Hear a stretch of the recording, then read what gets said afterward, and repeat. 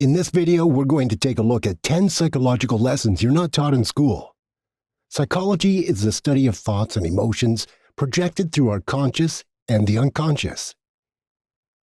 It helps us to reveal a lot about the people and even animals around us.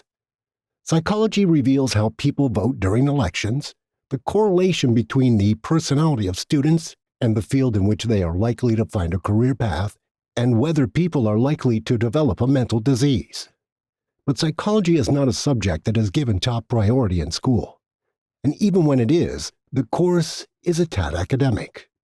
And in doing so, students miss out on a lot of important lessons. But what exactly are those psychological lessons we're not taught in school? We'll take a look at that shortly.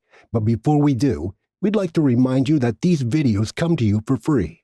And in our endeavor to bring you closer to the way people are, how they think, and how you can relate with them, you can join us too. You can show some support to us by subscribing to our channel with the notification button.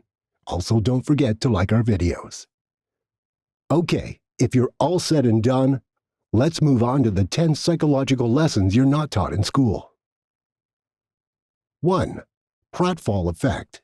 It goes without saying that there is no one who is immune to making mistakes, but you might have noticed that different people are taken differently after they make a mistake. For example, if a highly attractive female makes a mistake, then people are likely to say that making the mistake only makes her more likable, as her flaw reveals that she's only human after all.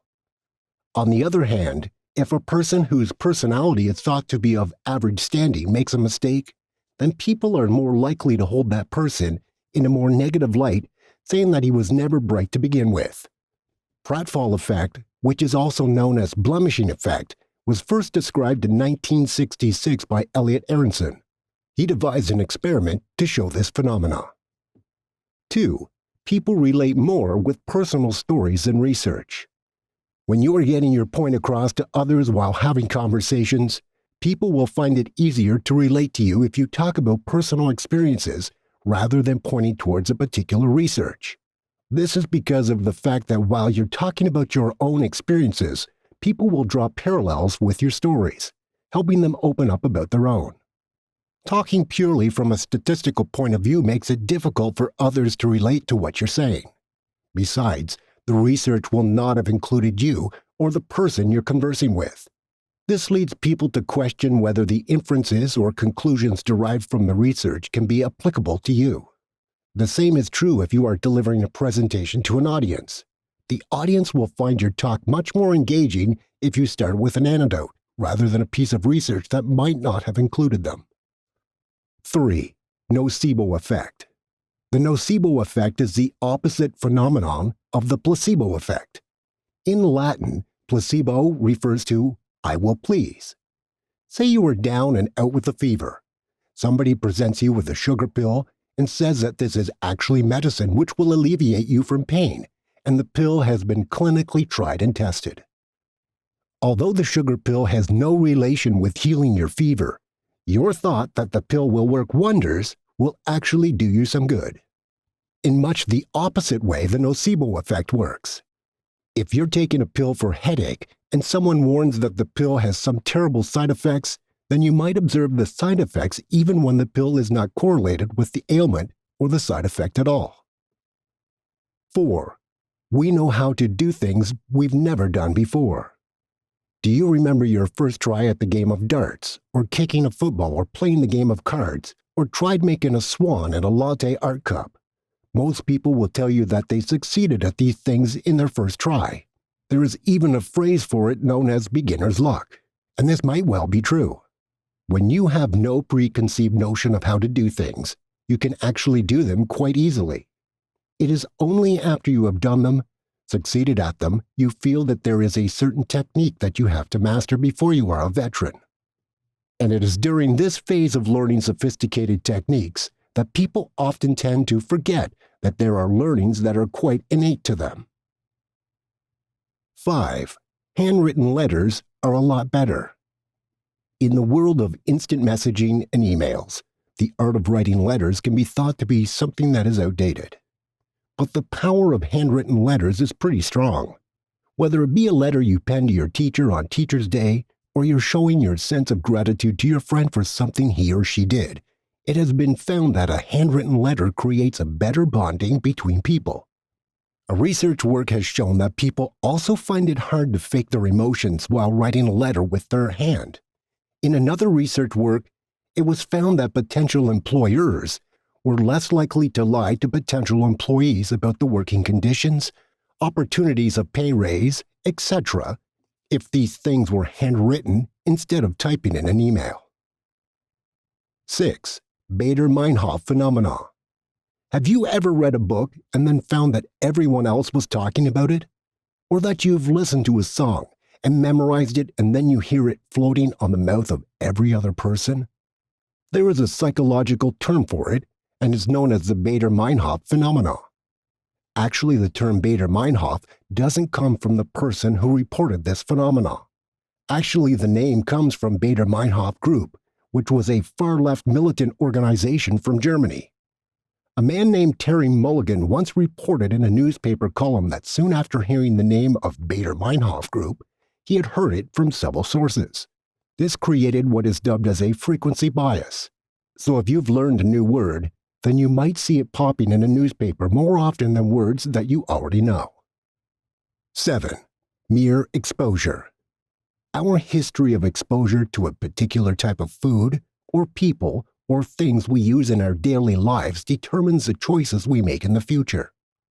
We tend to gravitate towards people who share a certain history with us, which is why even within a city, there are various mini-cities where people from a common geographical origin live.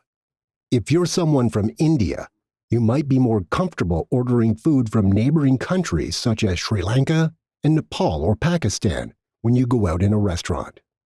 Another way the exposure works is in the chances of scoring a date. So if you are regularly in the sight of a girl, then the chances of her going out with you on a date increases compared to asking a girl out when she's never seen you. 8. 80-20 principle. Some call it the Pareto principle, while others call it the law of the vital few, or the principle of factor sparsity. What this law essentially means is that 80% of the outcomes we generally see come more or less from 20% of the causes. For example, 80% of the sales of a particular company comes from 20% of its loyal customers. It was an Italian economist named Vilfredo Pareto who showed that 80% of the land in Italy was owned by 20% of the Italians. This 80-20 principle also manifests in the wealth held by people in the world. Microsoft showed that 80% of system crashes in computers can be eliminated once we fix 20% of the top reported bugs, while it is reported that 80% of the world's wealth is held by the top 20% of earners. 9. Anchoring. Anchoring is a cognitive bias where a person's attitude towards a certain thing is influenced by a reference point or anchor. Say you've grown up in a place where the price of petrol is $2 US, and the rate has changed little in the time you grew up. But if you switch to another place where petrol is sold at a rate of $5 US, then your mind will immediately anchor towards the price of $2 US and might find $5 US unreasonable. On the other hand, a person who has always paid $5 US might not really give $2 US petrol a second thought. If you're looking to purchase a phone, then you might be tempted to buy it if it is placed alongside a really expensive model. The expensive model will act as an anchor and persuade you to buy the phone even if the price of the phone is higher than the market price. 10. Law of attraction. The law of attraction is a new belief that if you have positive thoughts in life, people will have more positive outlook on their lives and good things will happen to them. On the other hand, if people have more negative thoughts, the law of attraction states that this is an indicator towards bad and gloomy things that will take place. The law of attraction states that our thoughts are pure forms of energy, and if you have these energies in the most positive sense, then it will manifest itself in the wellness of your mind, your body as well as your spirit. There are some religious connotations to believing the law of attraction, where in Mark 11:24, therefore I tell you, whatever you ask in prayer, believe that you have received it, and it will be yours. Many of the psychological lessons are deceptively simple. In fact, they are so simple that you can easily grasp its core concepts in school. By learning them, you can get rid of your own biases and get to be better thinkers as you get older. What are other psychological lessons you think you were not taught in school? Please let us know in the comments below. Don't forget to subscribe to our channel in case you don't want to miss out on some amazing lessons on psychology such as this one. And if you hit that bell icon, you will be notified of each video we put. Please show your support to our work by giving this video a thumbs up. In the meanwhile, you can watch the video on the screen.